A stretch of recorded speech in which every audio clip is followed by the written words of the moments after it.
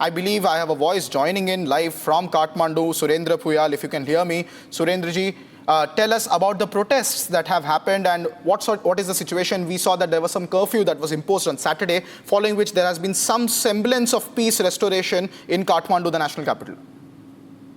Yes, peace has returned to Kathmandu. Things are normal, but again, there are demands that the king be arrested. But then that's, a big issue. That's a hard nut for the government to crack, and it looks quite impossible, given that the king was not directly involved.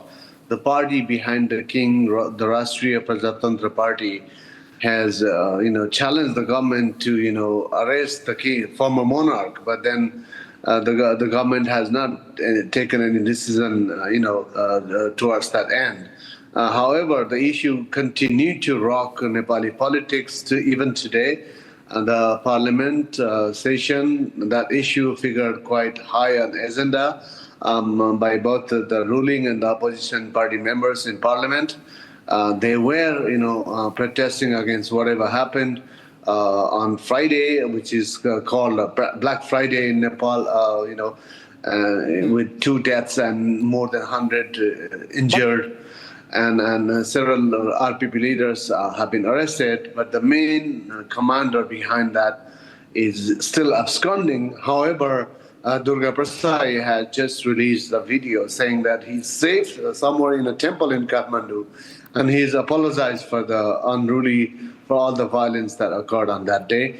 Kathmandu is still, struggling to return to normal, and the aftershocks of whatever happened on Friday are still being felt.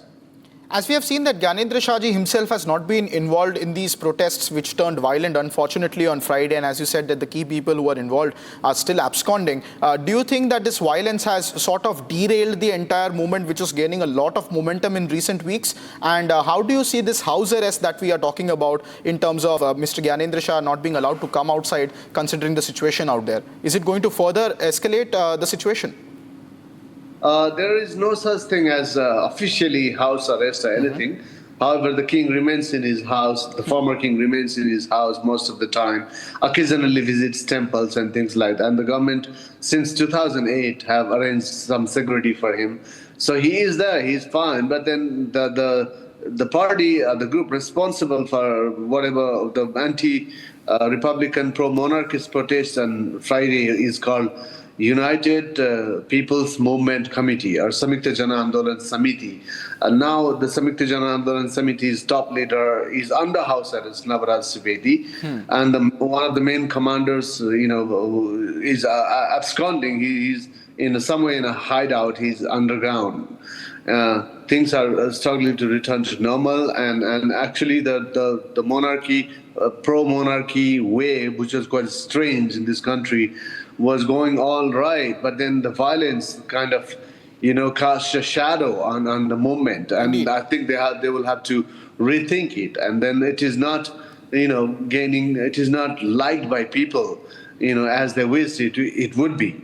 So I think it's time for rethink for them, and also time for the government to rethink about, maintaining law and order situation in the country to avert similar disasters from recurring in future.